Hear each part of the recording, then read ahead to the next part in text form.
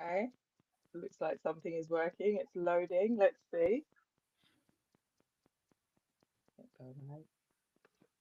Says this may take a few seconds. Let me see. Okay, yep, I can see us. Says we're live. Yep. Does it say we're live on the event? Let's see. 'Cause last time it set up a.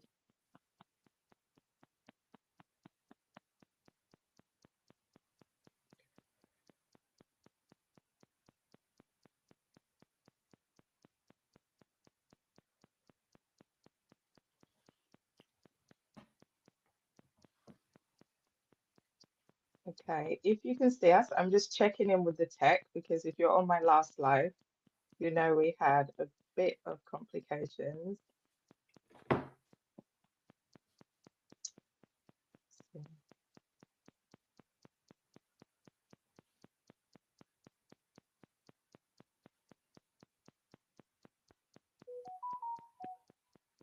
Okay, yep, it has connected. Yay! We know how to do it. So I can stop being racked with nerves now. Honestly, I woke up in the middle of the night before yesterday and I was like, wait, do I switch this setting on? Do I switch it off? What do I do? I was just so in bits, but at least now I know how to do it. Great, great, great. Okay, so we are a bit before time. Usually we start a few minutes after the hour. So from wherever you are joining from, if you can just drop in the chat where you're joining from and what you're hoping to get from this session. Lola, there's a bit of a lag. So just with the streaming software, we are a couple of seconds behind the audience. So that's just something to be aware of. If you are asking questions and we're waiting for responses, it can take a little bit longer.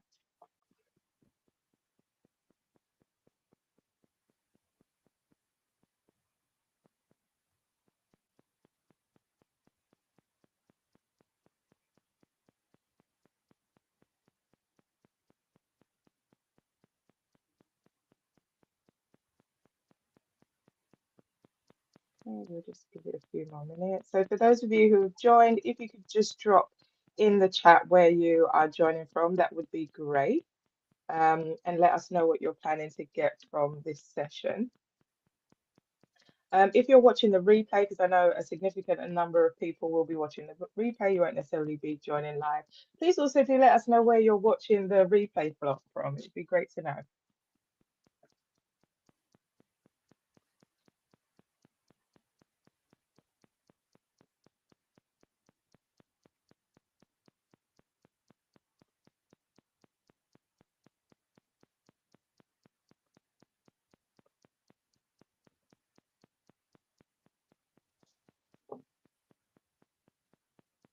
I feel a bit like the weekend should be coming.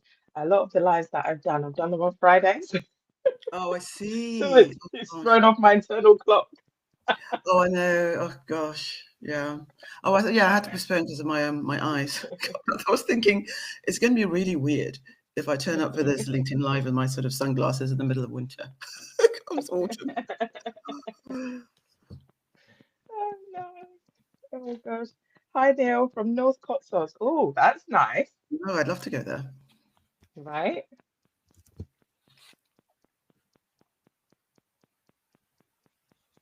So we'll give it a few more minutes. We've just hit 12 o'clock. That's the advertised time. So we'll give it a few more minutes for people to join No and problem. then we will jump in.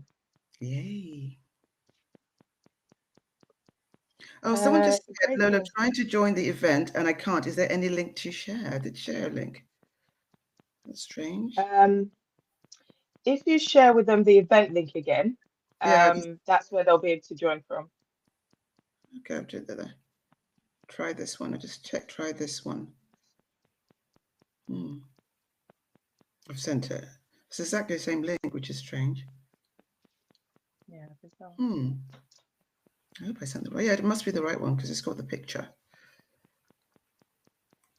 Yeah, if they're still having issues, Yeah. um, What should I say? I can. They can also join on YouTube. Okay. Let me email you YouTube link. 1 second. We've got Grayson from Kent, my neighbour. I'm in Kent as well. Oh, I didn't know you were in Kent. Yeah. I thought I saw you. What day was it? And where was I? My mind is like mush, but I thought I saw you, and I'm one of those people that will do the really awkward thing of getting really, really close and staring at somebody to check if it's who I think it is. It wasn't you, but Are you talking to me? no, yeah, you know, love. I know But Kent. I literally need a passport to go to Kent. no way. Where are you based? I'm in Hertfordshire. I don't know anything about South. Not that far. It's Kent. Actually, oh my gosh. What am I saying? Oh no, that wasn't Kent. Was it Kent? No, it wasn't Kent. Because I was going to say, because a client of mine had like an award ceremony on Okay. Friday night, and I was thinking, was that in Kent? No, it wasn't in Kent. It was in Daventry. So that's nowhere near Kent.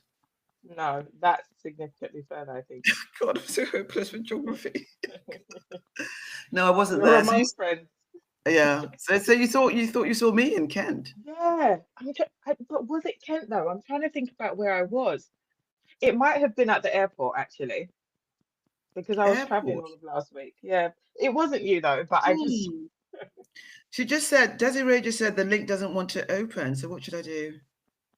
I've just sent you the YouTube link to your Okay. email. Yeah. Okay. Okay. I will.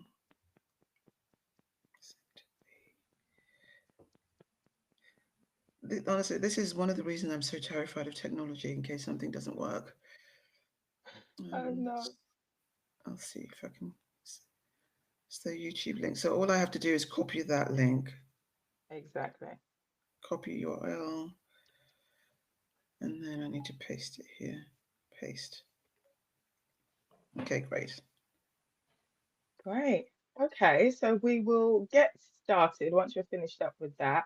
And then people usually drop in and out as and when they're available. And as I mentioned again, people watch the recording. Okay, So cool. welcome, welcome.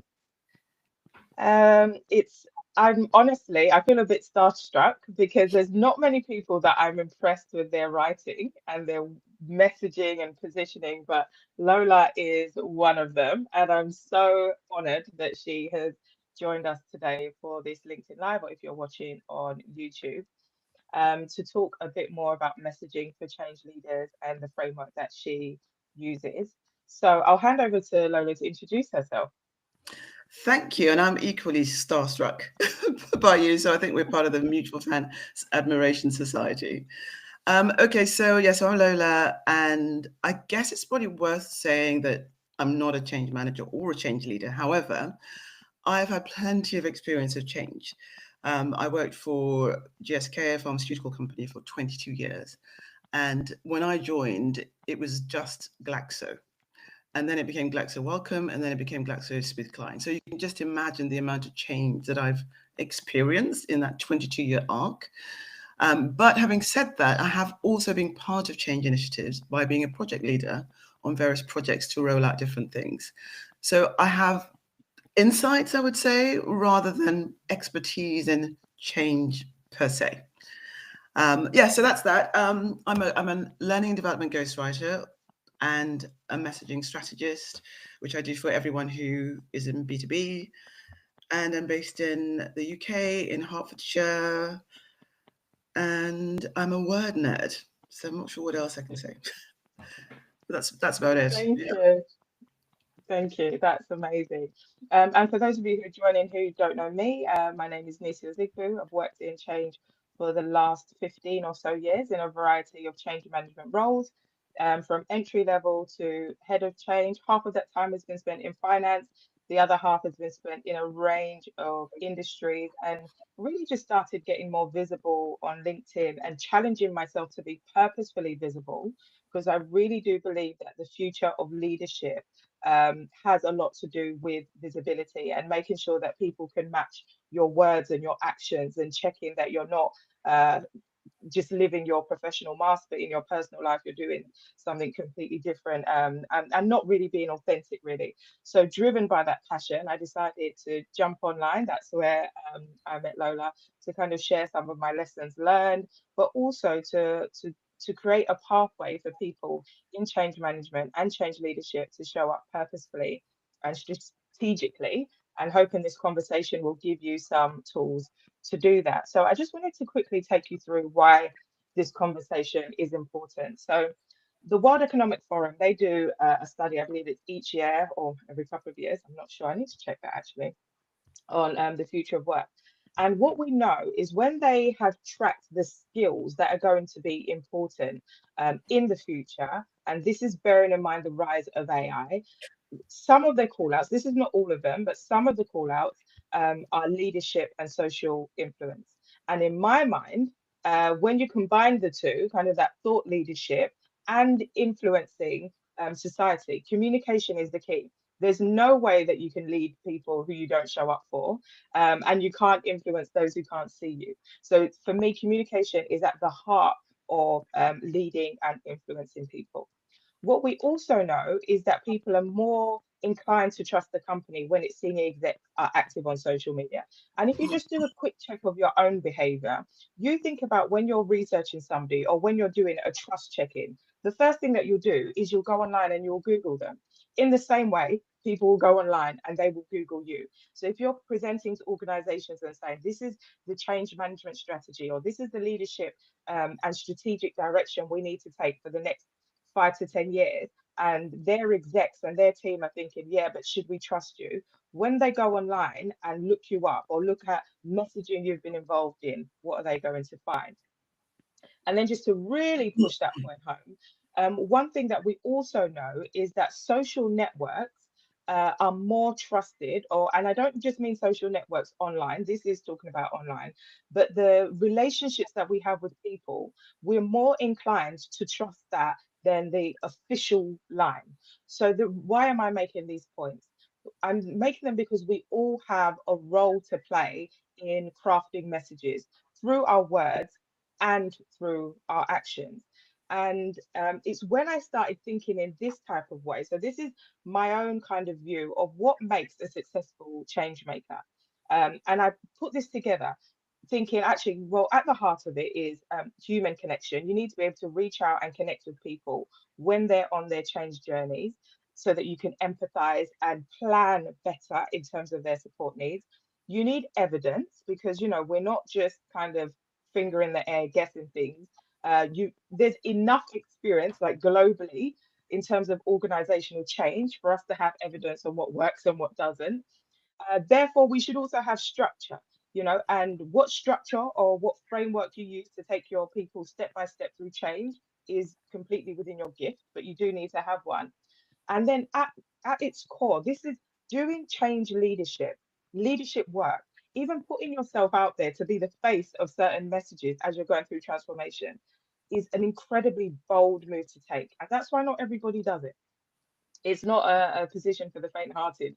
So you absolutely need self-belief. And so I started thinking about this and posting about it. And then at the same time, I'm seeing Lola's work and I'm seeing actually there's a lot of synergy here. I'm talking about how we actually show up. So the stories we tell and the narratives we tell via our actions. And I think there's loads that Lola has to contribute in terms of narrative, messaging, positioning, and making sure that they align. And if anything, kind of add more power to the position that we're taking physically. So that being said, I will hand over to Lola and let me know, do you want me to go to the next slide or should Yeah. I leave you without a slide for a second? So maybe just wait a second, and then I'll flag up when it's a good time. So I absolutely love your framework, by the way, and you described it in such an eloquent way. It's so human and it's so relevant, and I wish every change leader that I've experienced had that guiding their words and their actions. I think it would have made everyone's lives a lot easier. So it's a fantastic way of looking at it. So thanks for sharing that. And thanks again for having me. This is really taking me out of my comfort zone because I'm so much more comfortable behind the scenes. But I have been told that I need to do a lot more of this sort of thing. So thank you. Right. Okay, we haven't got that much time, and I could literally wax lyrical about messaging forever, but I won't do that, and I'm glad I have that constraint. I think it's a good idea to start by defining terms, because a lot of people tend to either not understand messaging or confuse it with positioning. So I'll talk about how I look at messaging and how I look at positioning, so at least we're starting from the same place. So if you like, positioning is where you sit on the map relative to everybody else. So it's your position on the map, but it's also for whom.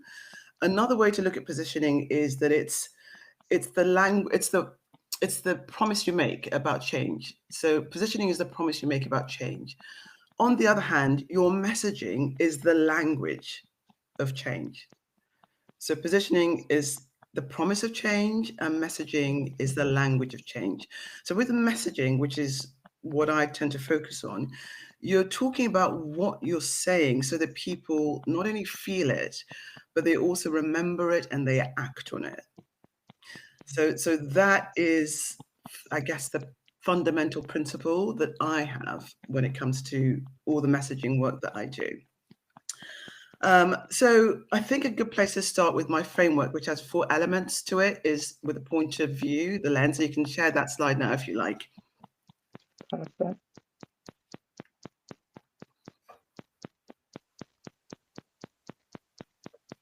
Okay, so this is the first part of the framework, if you like, and it's about the importance of having a point of view. I guess a big advantage of having a point of view that's distinct is that it will help you stand out.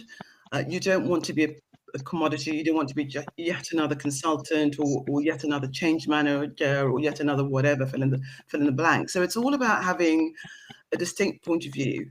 And I think sometimes I feel that people are confusing having a point of view with having a strap line or having a logo. It's not really about that. It's about building a case for the stance that builds trust and clarity around why you're there and why what you're doing matters. So that's fundamentally what your point of view function is. And this is another way of looking at it. It's a visual way of looking at it, because it shows you that it's the intersection of your lived experience. So it's about the patterns that you've observed, the sort of themes, how you've joined the dots. So it's your lived experience as a change leader or change manager, and the core insights that you have gleaned from all those lived experiences and also applied, so that you've developed a really robust point of view or lens that you've tested and that you can see makes a difference. So it's not a strap line, it's a consequential stance that you have that addresses the high stakes priority of your ideal client. And that bit about ideal client is also really important, because from my experience of working in organizations, every organization has their own unique DNA. They all have their DNA. So no two companies will be the same. So your point of view, it has to account for all of that as well. So it's a lot more than a slogan or a strapline. It's something that you've really spent a lot of time and experience working on and building and applying and testing out there. So that's the very, very first part. It's not I use Kotter's 8 steps. That is not a point of view. It's not about your preference. It's about your lived experience. It's about your stance, and it has to build trust. There are also 3 things that I say to my clients that they need to take into consideration in order to really build a point of view, and that is their own experience as it applies to their ideal clients. And secondly, it's about why you believe that.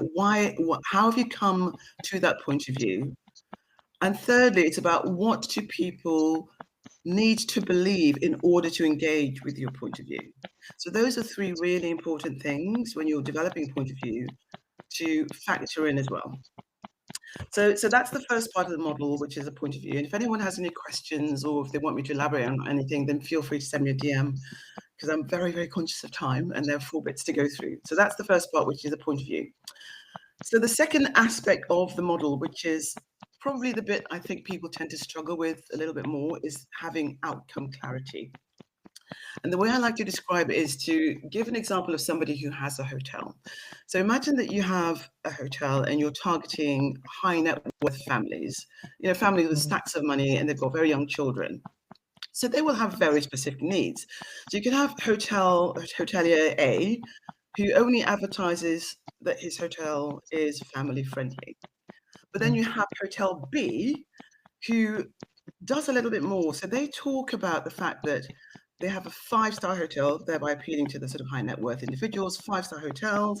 They have dedicated butlers for each family. Maybe they could say that they have on-demand babysitting and on-demand nanny service. Maybe they can have, I don't know, Fort Knox level security in the rooms. They have 3 and 4 room interconnecting rooms. They have AI powered baby monitors, everything that a high net worth family might be thinking about.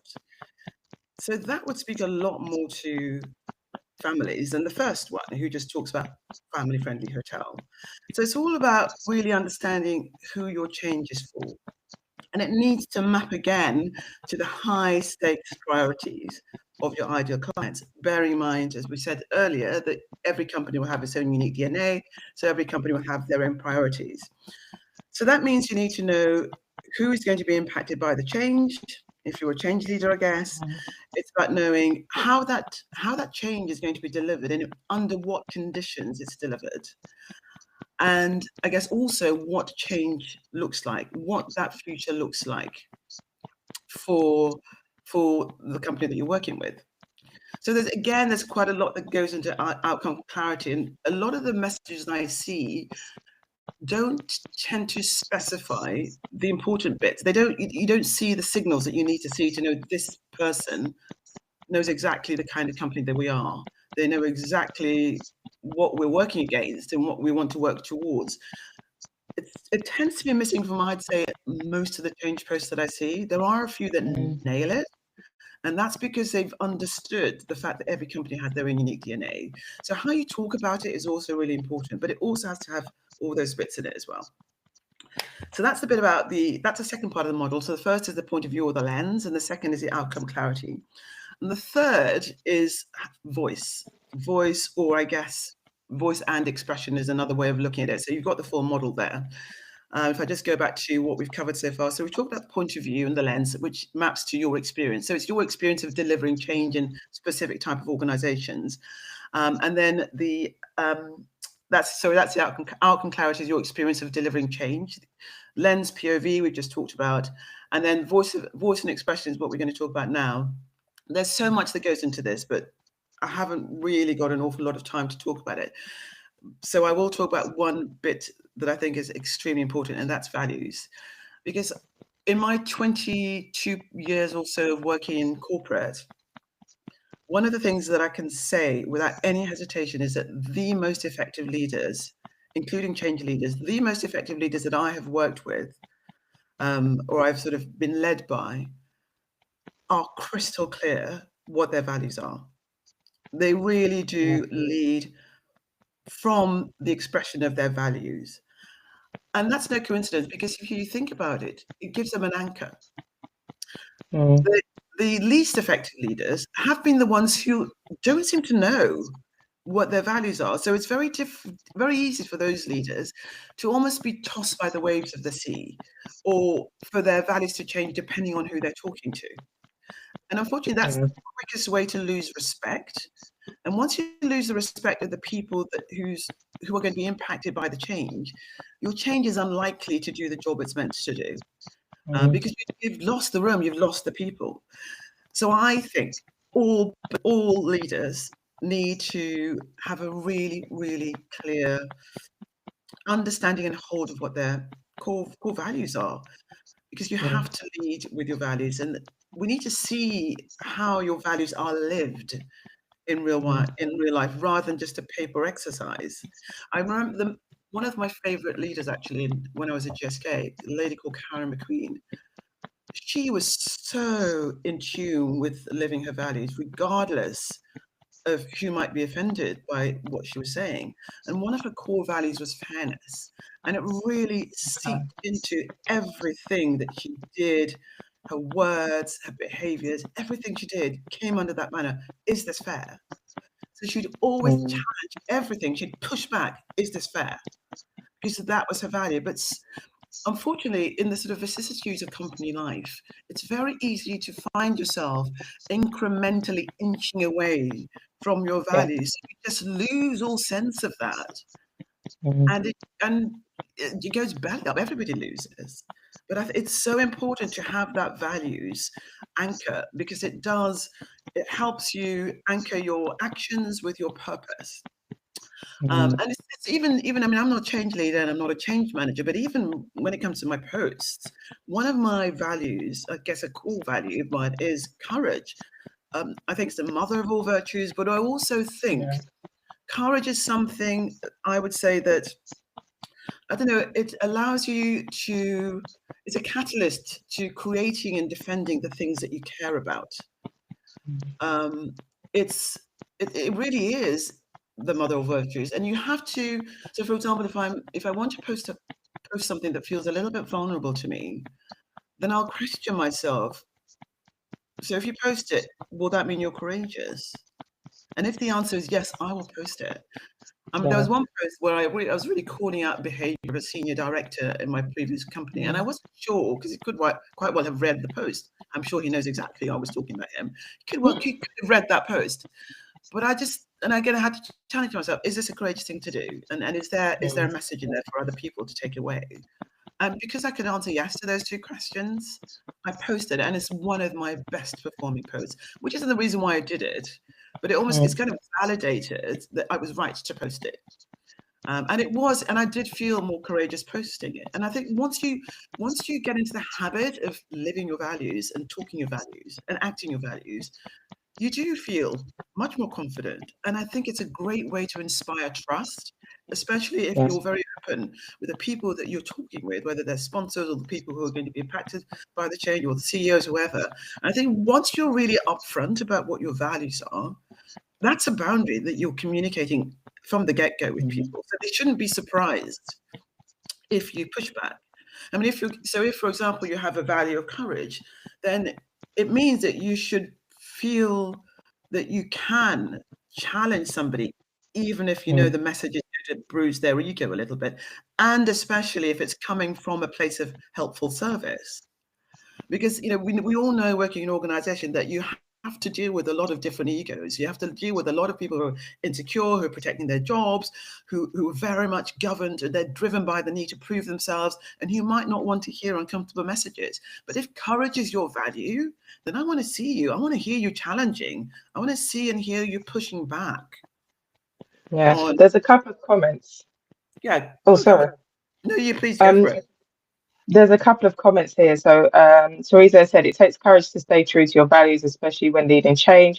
And Liam has said, from a change perspective, you need courage to change, and you should outwardly display this for other staff to see. And absolutely, I think there's a kind of virtuous cycle, or a positive ripple effect that happens when you courageously live your values. Number one, you're an inspiration to others, because we are all looking for somebody to kind of look at and say, oh, okay, they've done it, to talk ourselves up, to build ourselves up to being able to take the step as well. Number two, it shows a level of belief, because it's very easy to play kind of vocal service to something. It's another thing to put your whole self and your behaviors and your reputation on the line, potentially, to say, actually, this is what I believe in. But number three, as Liam says, for others to see, in terms of when it comes to change, I always say, when you are leading change, imagine you couldn't even get any messaging out, because a lot of staff, when they are under pressure or they're under stress, they're not necessarily looking at the vocal or the written word, but they're watching you. They're watching the actions you take. They're seeing if you are living your values, and if you're not, it completely erodes trust. So you're talking about trust. It erodes trust. It minimizes the impact of the change and the importance. And actually, it sets off a vicious cycle of people not believing this is something that they need to do, or giving it minimal. So absolutely can see how this plays out in the change kind of landscape. Yeah, oh, 100%. And value is one big part of the whole voice and expression piece. But there's also things like tone of voice. So, for example, you have to know yourself. It all starts off with self-awareness, doesn't it? So, are you someone who's naturally calm and steady? And it's funny because I remember I don't necessarily think of myself as a calm and steady person, but I remember someone, Babs, in a team meeting, and she said to me, "I'm always so reassured when you're here, Lola, because you're so calm and steady." I had no idea that people Powerful. saw me in that way. I mean, because I'm a typical person who's the duck on the surface of the water, so, frantically paddling underneath. That's me. So, but when she said that with me, it's almost borrowed belief. It really did something for my confidence, and it actually it turned me into that person. Because I guess as an introvert, there is a part of me that feels safer in that sort of calm and steady space. But it was nice to hear that voice back. And it's good to get feedback from people as well.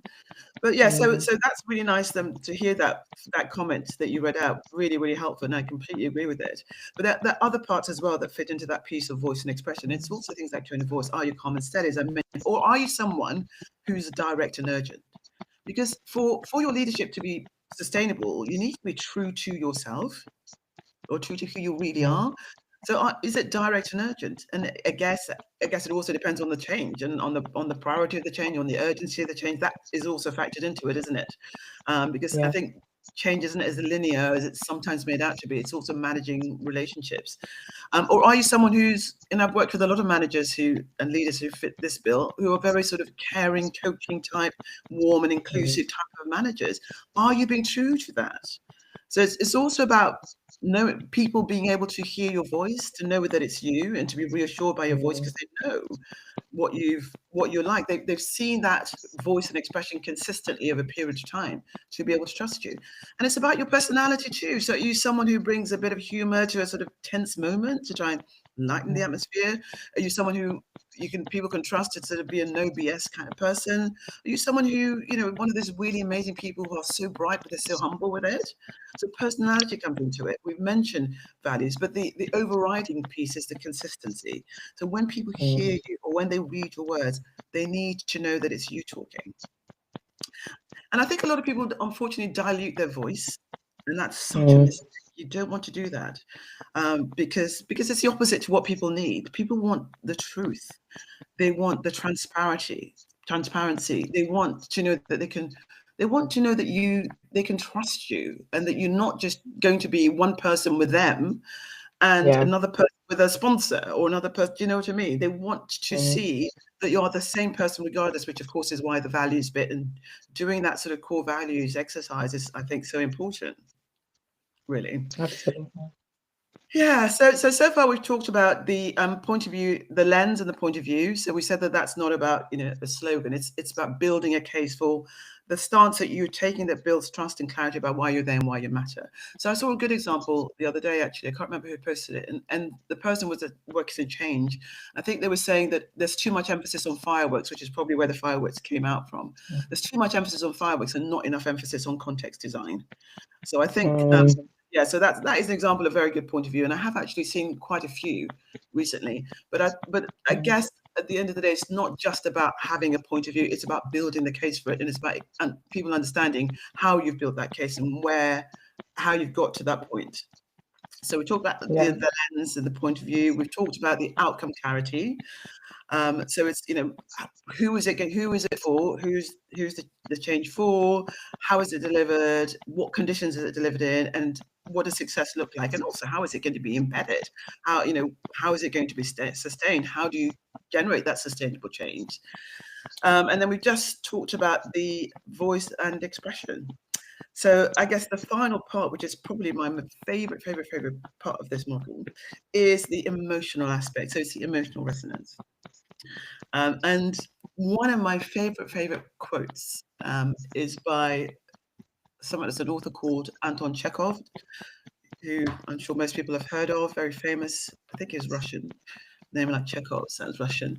So this is what he said. He said, "Don't tell me the moon is shining.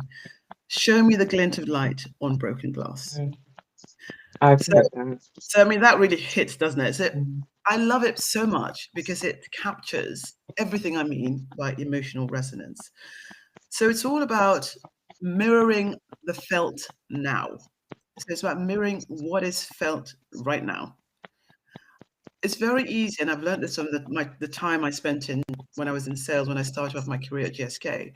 It's a lot easier to move someone from a point of agreement than from a point of disagreement.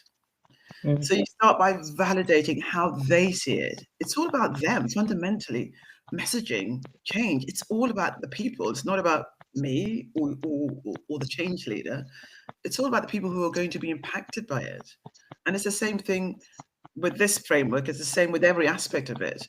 It's the same with emotional resonance. It's about mirroring the felt now, what they're feeling now, whatever that is. And I think from my experience, change lives or dies on emotion, because I think people don't just want to know what's happening. I think they want to feel seen in their fears. I think they want to feel seen in their frustrations and in their hopes and in their desires. And I guess if I had to give you a definition of emotional resonance, it's about naming the stakes in the most human terms possible. It's about showing and not telling. Is like that Anton Chekhov quote shows. It's the showing and the not telling.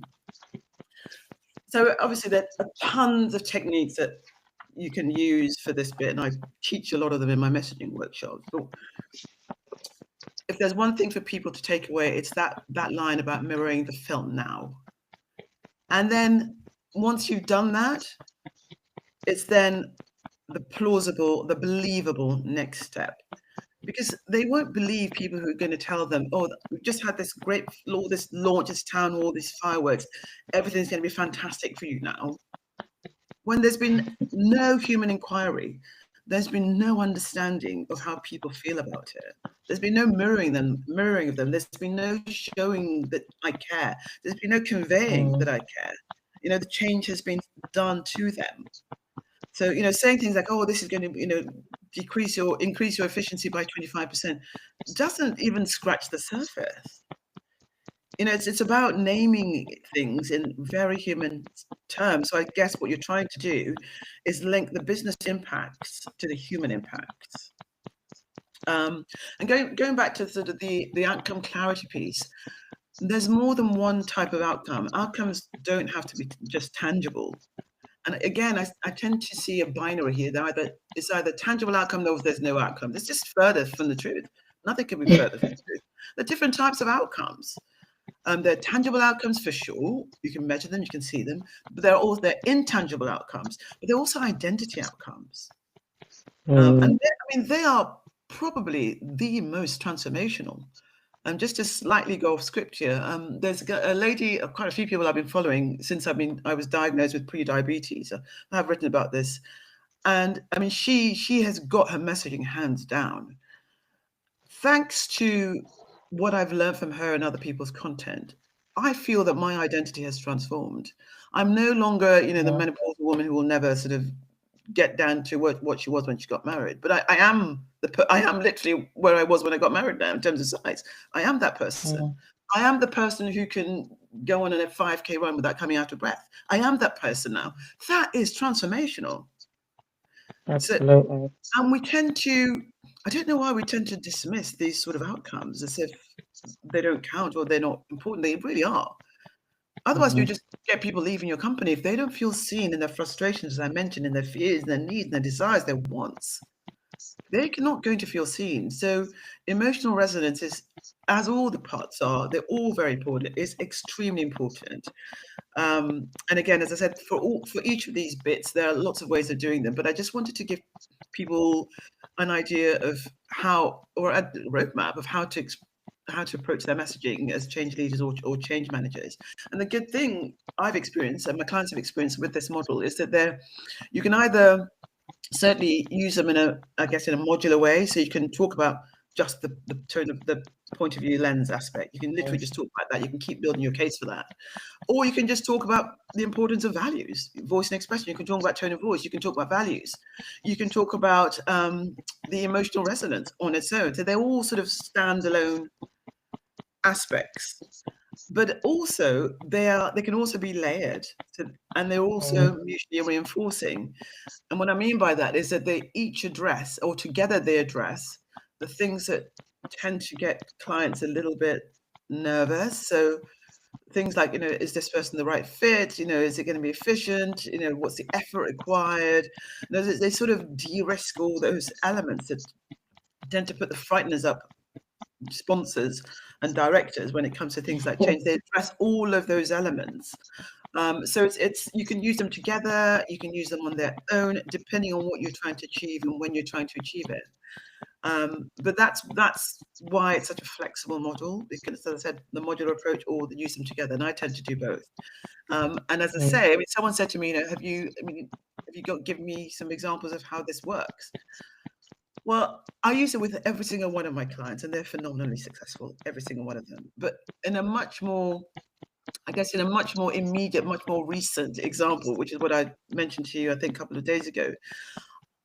Since I started posting about my frameworks, and I don't know if this is to do with the LinkedIn algorithm, since I started giving much more information away and talking in more detail about each aspect of what I do and why it matters, I have literally seen my favicon ranking go from nowhere to number 2 in Nigeria out of 10 million people on here. God. And it's completely mad. And the funny thing is, the number 1 person has 60,000 followers. There's 3 times more followers than me. I've just done nothing else. I've literally done nothing else. I don't post every day at all. I spend like 30 minutes commenting. Sometimes I don't post. Yeah. So, there's got to be, from a much more sort of recent example and a much more personal example, I think there's got to be something in there because it's resonating. I don't do any outbound calls. Most of my business is inbound. I'd say 80% of my business is now inbound. And literally all I do is what you see in front of you. That's amazing. And there's so much in there. So we're shortly going to be out of time. I've been taking notes as you speak. I'm just looking at the comments here. So Neil said, love the point about emotional resonance. Approaching change like a designer helps us to empathize with the customer or user to make it their change. And yeah, I think putting ourselves in their shoes so that we're able to make it their change is absolutely essential, because actually what stands out to me about this point is it works both ways. The more that we can step into the shoes of our clients and the people impacted in change, they see that we get them. And number 2, the more they are able to be co-designers with us, because we have so many blind spots. As leaders, we're often so far removed from what the reality is and what needs to change operationally, that if we don't get the people impacted on board, we are 100% going to miss the trick. So it's kind of this mutually beneficial relationship when people see that we understand where they're coming from. And Liam has responded.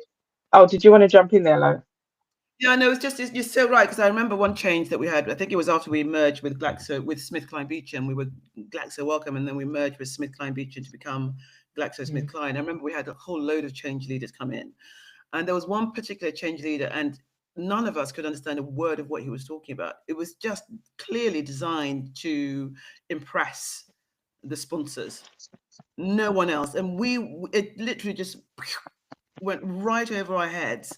And unfortunately for him, he was sending out a lot of surveys that he wanted people to fill in. No one filled them in.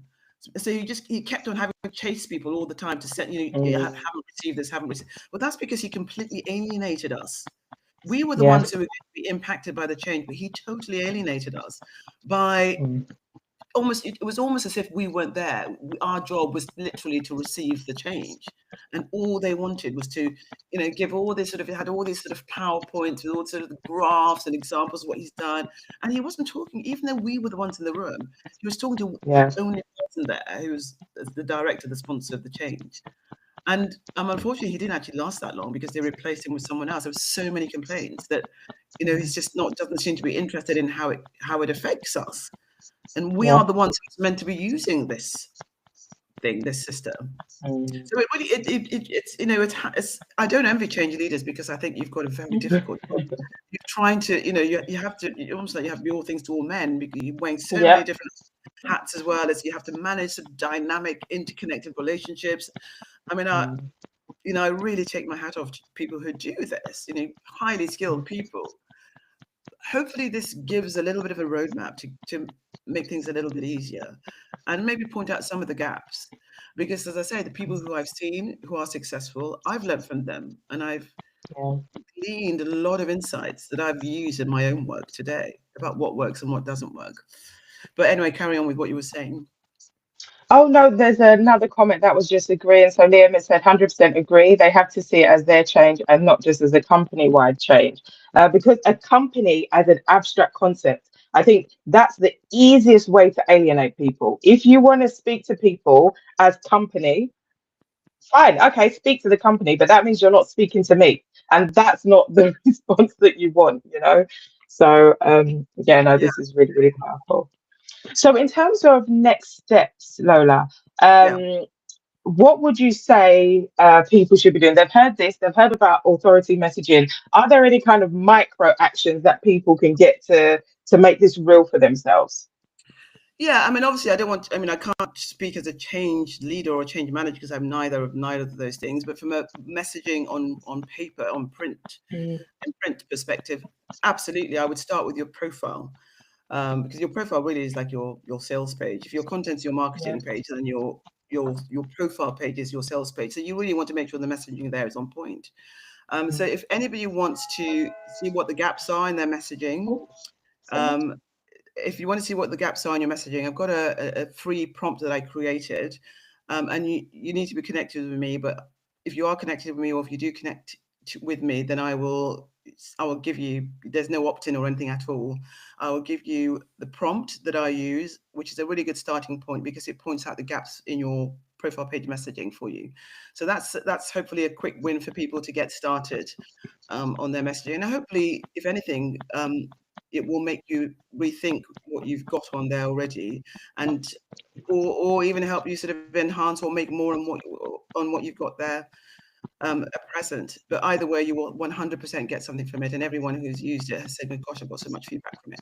So if you'd like access to this, just please connect with me, and I will send it to you by DM. And that's a really good quick win from a messaging point of view for your LinkedIn profile page. Go ahead. Um, and I DM me, would absolutely.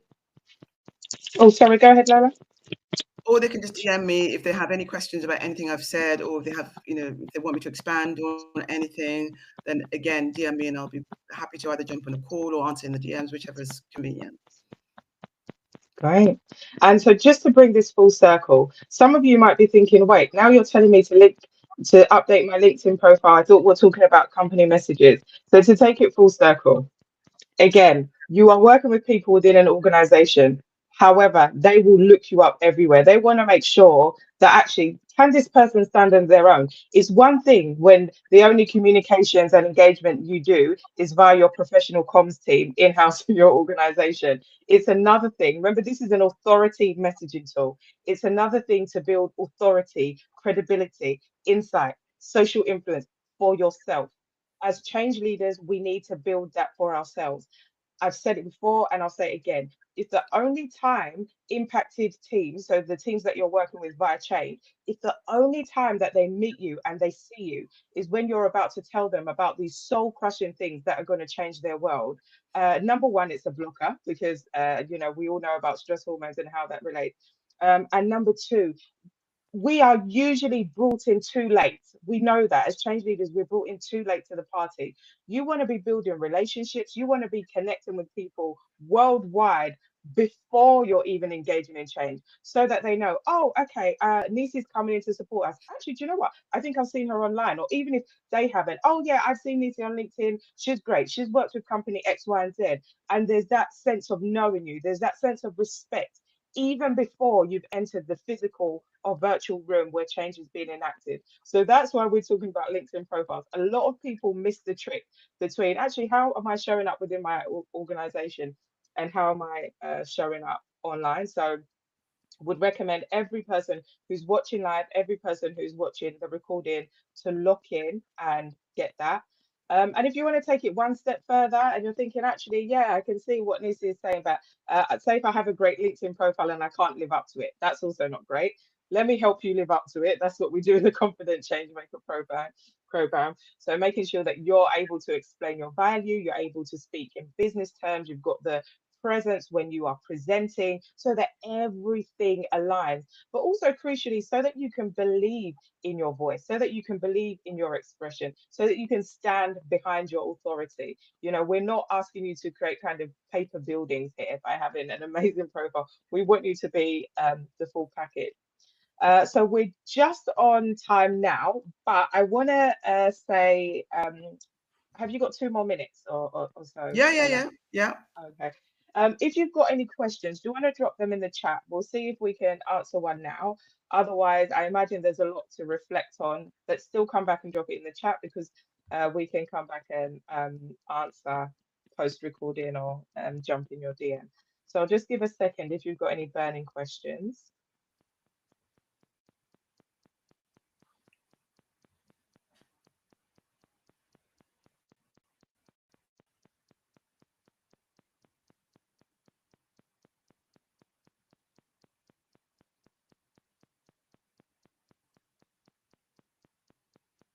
Neil has asked for the prompt to Lola. Is he connected with me? If he's connected with me, then he can DM me. If he's not, he can just connect with me and I'll send it to him.